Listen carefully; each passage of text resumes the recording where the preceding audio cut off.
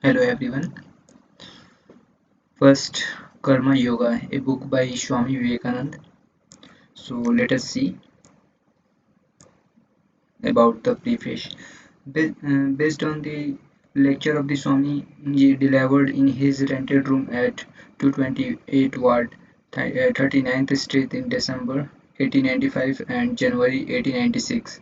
The classes were free of charge. Generally, the Swami held two classes, daily morning and evening. Although the Swami delivered many lectures and held numerous classes in the 2 years of 5 months he had been in America, this lecture constituted a departure in the way they were recorded.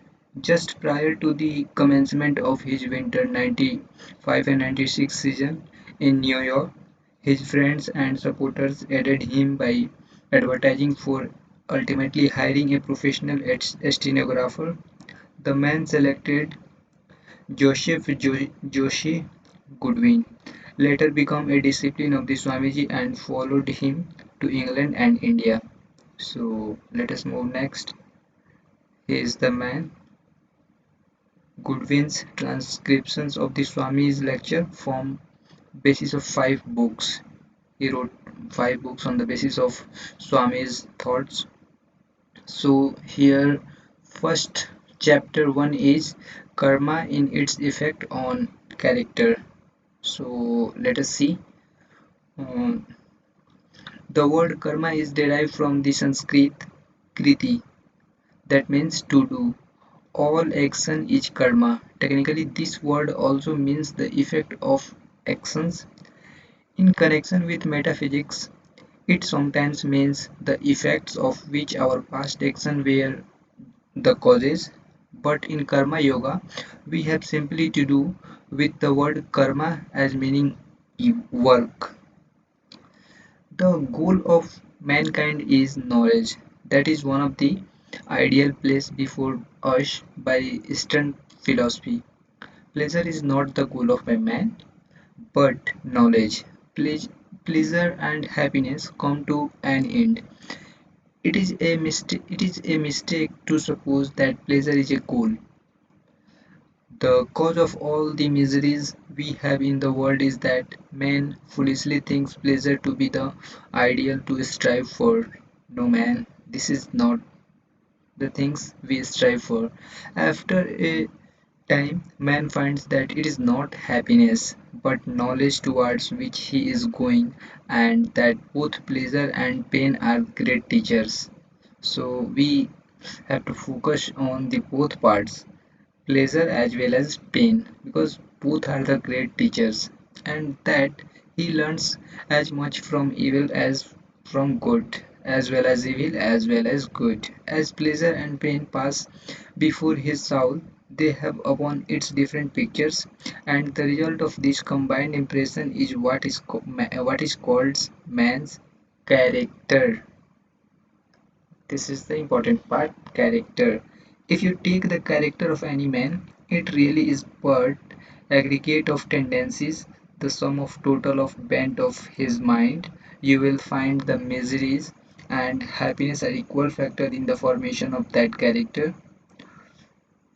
So good and evil have an equal share in molding character, and in some instances misery is a great teacher than happiness.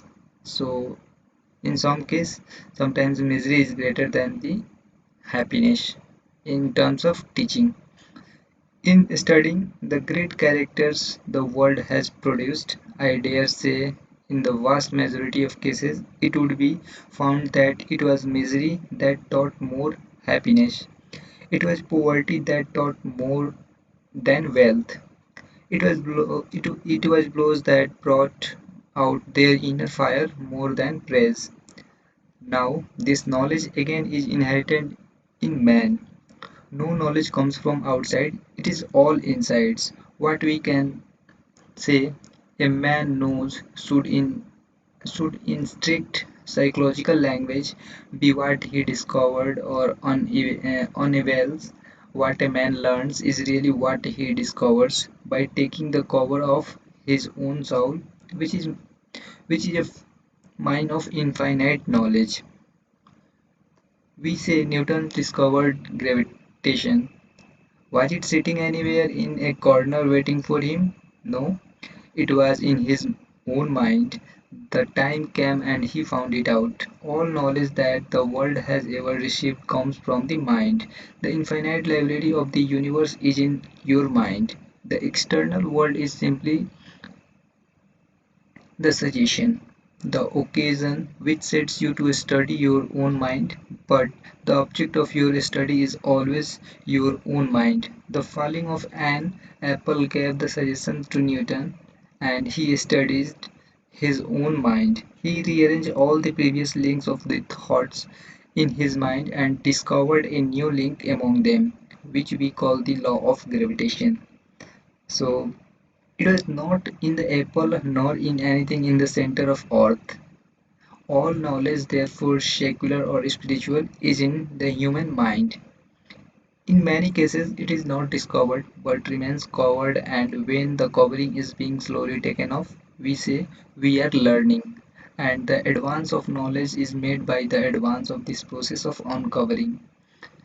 The man from whom this veil is being lifted is that more knowing man. The man upon whom it lies thick is ignorant, and the man from whom it has entirely gone is all knowing, omniscient. Omniscient, one who know everything. That is interesting. There have been omniscient men, and I believe there will be yet, and that there will be a myriads of them in the cycle to come, like fire in a piece of flint. Knowledge exists in the mind. Suggestion is the friction which brings it out. So, with all our feelings and actions, our tears and our smiles, our joys, our griefs, our weeping and our laughter, our curses, our blessing, our praise, our blames. Every one of these we may find. If we calmly study and ourselves to have been brought out from within ourselves by so many flaws, the result is what we are. All these flows taken together are called karma, work, action. Every mental and physical blow that is given to the soul, by which as it were fire is struck from it, and by which its own power and knowledge are discovered. Is karma this word being used in its widest sense? No. Thus we all are doing karma all the times. I am talking to you, this that is the karma. You are listening, that is also karma. We breathe, that is karma. We walk, that is karma. Everything we do, physical, mental, is karma, and it leaves its mark on us. There are certain works which are, as it were, the aggregate, the sum of total of a large number of smaller works. If we stand near the seashore and hear the waves dashing against the single, we think it is such a great noise, and yet we know that one wave is really composed of millions and millions of minute waves. Each one of these is making a noise, and yet we do not catch it. It is only when they come the biggest aggregate that we hear. Similarly, every pulsation of the heart is work. Certain kinds of work we feel and they become tangible to us. They are at the same time the aggregate of the number of small works. If you really wanted to judge of the character of a man, look not at his great performances. Every fool may become a hero at one time or another. Watch a man do his Watch a man do his most common actions. Those are indeed the things which will tell you the real character of a man. Great occasions rouse even the lowest of human beings to some kind of greatness, but he alone is the really great man whose character is great always, the same wherever he be. So, karma in its effect on character is the most tremendous power that a man has to deal with. Man is, as it were, a center and is attracting all the powers of the universe towards himself, and in this centers is fusing them all, and again sending them off in a big current. Such a center is the real man, the Almighty, the Omniscient, and he draws the whole universe towards him. Good and bad, miseries and happiness, all are running towards him and clinging round him. And out of them he fashions the mighty stream of tendency called character and throw it outwards. As he was the power of drawing in anything, so has he the power of throwing it out. All actions that we see in the world, all the movements in the human society, all the works that we have around us are simply the display of thoughts, the manifestation of the will of man. Machine or instrument, cities, ships, or men of war, all these are simply manifestation of the will of man. And this will is caused by character, and the character is manufactured by karma, as is karma. So it is the manifestation of the will. The man of mighty will the world has produced have been all tremendous workers, gigantic souls, with wills powerful enough to overturn worlds. Will they have wills they got a persistent work through ages and ages. Such a gigantic will as that of a Buddha or Jesus could not be obtained in one life, for we know who fair fathers were. It is not known that their fathers even spoke a word for the good of mankind. Millions and millions of carpenters like Joseph had gone, millions are still living, millions and millions of pretty kings like Buddha fathers had been in the world. If it was only a case of hereditary transmission, now how do you account for this pretty prince, who has not perhaps obeyed by his own servants producing the son whom half a world worships? How do you explain the gulf between the carpenters and his son, whom millions of the human beings worship as God? It cannot be solved by the theory of heredity. The gigantic will which Buddha and Jesus threw over the world, whence did it come?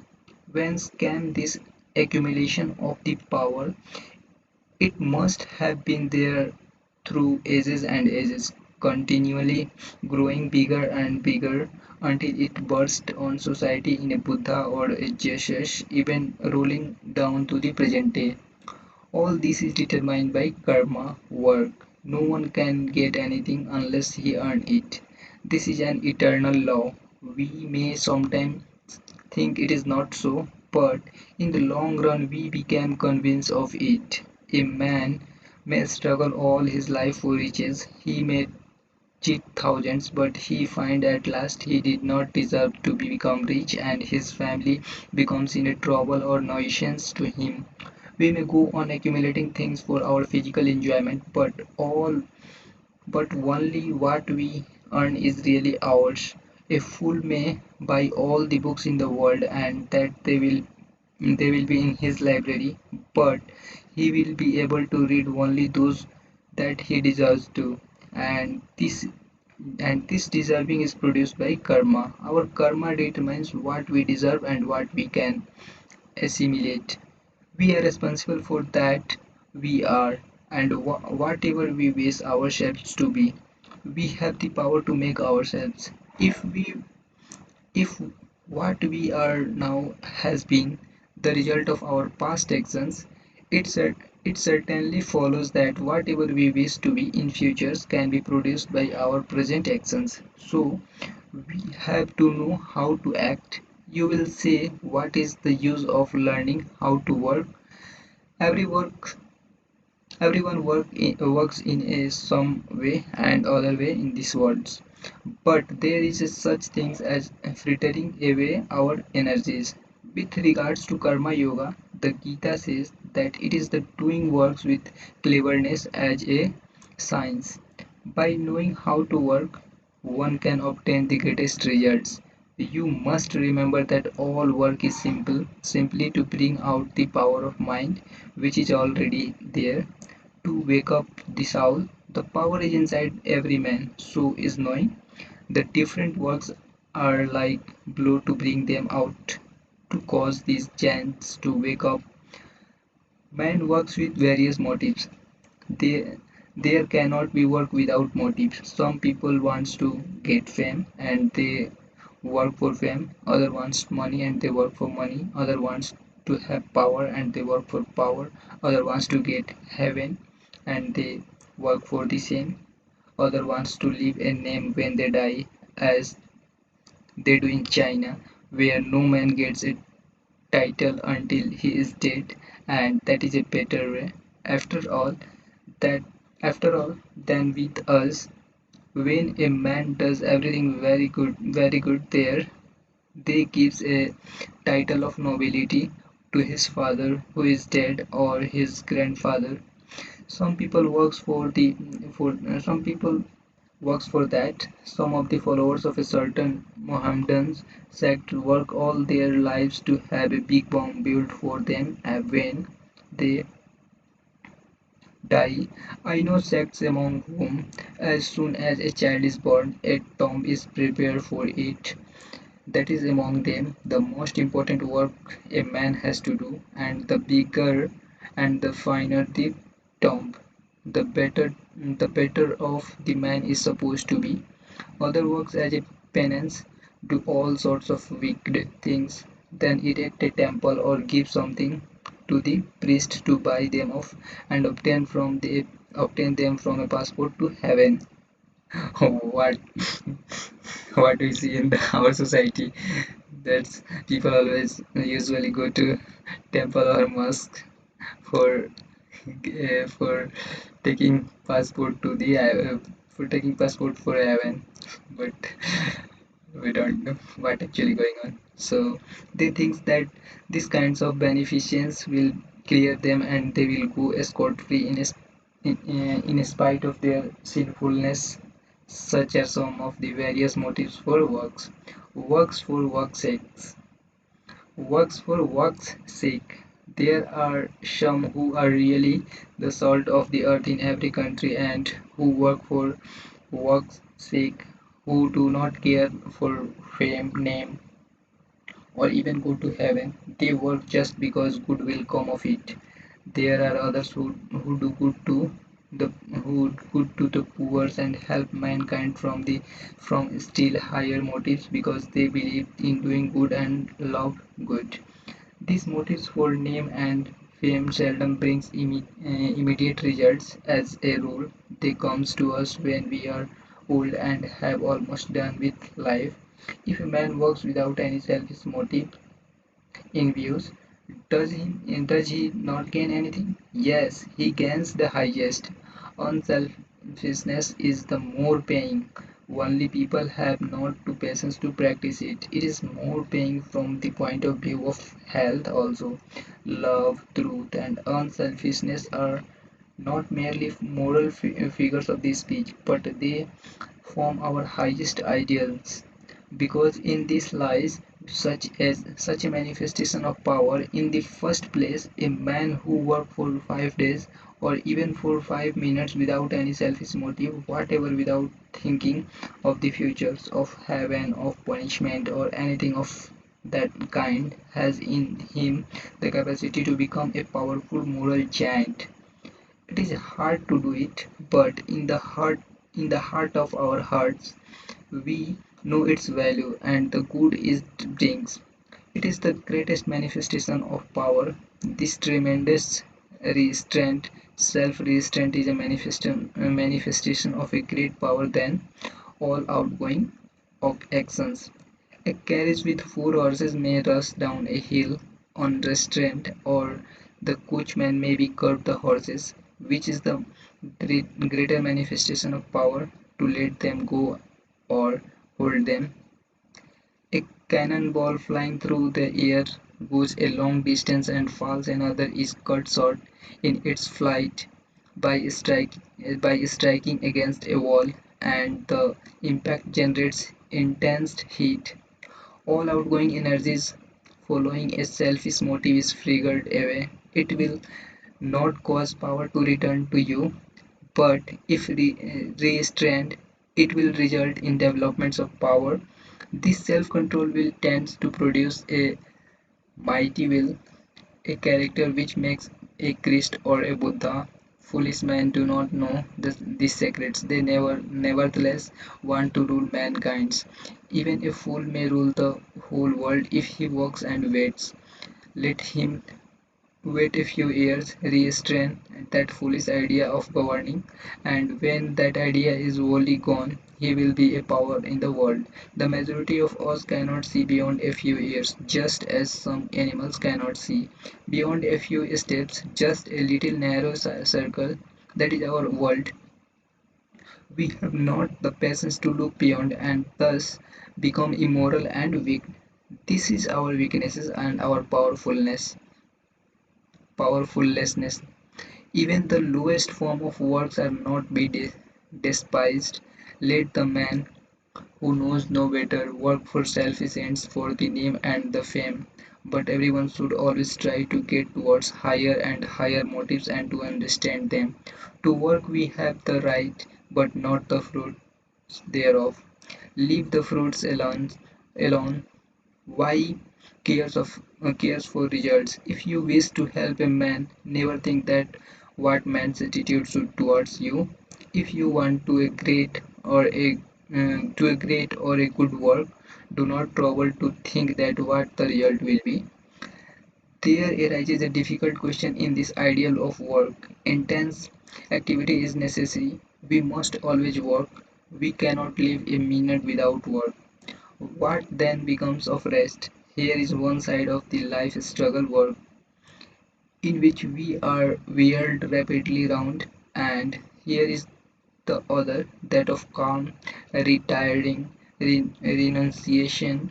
Everything is peaceful around. There is a very little of noise, and so only nature with her animals and flowers and mountains. Neither of them is a perfect picture. A man used to solitude if brought in contact with the surging whirlpool of the world, will be crushed by it, just as the fish that live in a deep sea water, as soon as it brought to the surface, breaks into pieces, deprived of the weight of water on it that had kept it together. Can a man who has been used to turmoil and the rush of life live at ease if he comes to a quiet place? He suffers and perchance may lose his mind. The ideal man is he who, in the midst of the greatest silence and solitude, finds the intense activity, and in the midst of the intensest activity, finds the silence and solitude of the desert. He has learned the secret of restraint. He has controlled over himself. He goes through the street of a big city with all its traffic, and his mind is as calm as if he were in a cave where not a sound could reach him, and he is intensely working all the time. That is the ideal of karma yoga. And if you have attained to that, you have really learned the secret of work. But we have to begin from the beginning to take up the works as they come to us and slowly make ourselves more unselfish every day. We must do the work and find out the motive power that prompt us, and almost without exception, in the first year we shall find that our motives are always selfish, but gradually this selfishness will melt by persistence, till at the last will come the time when we shall be able to do really unselfish work.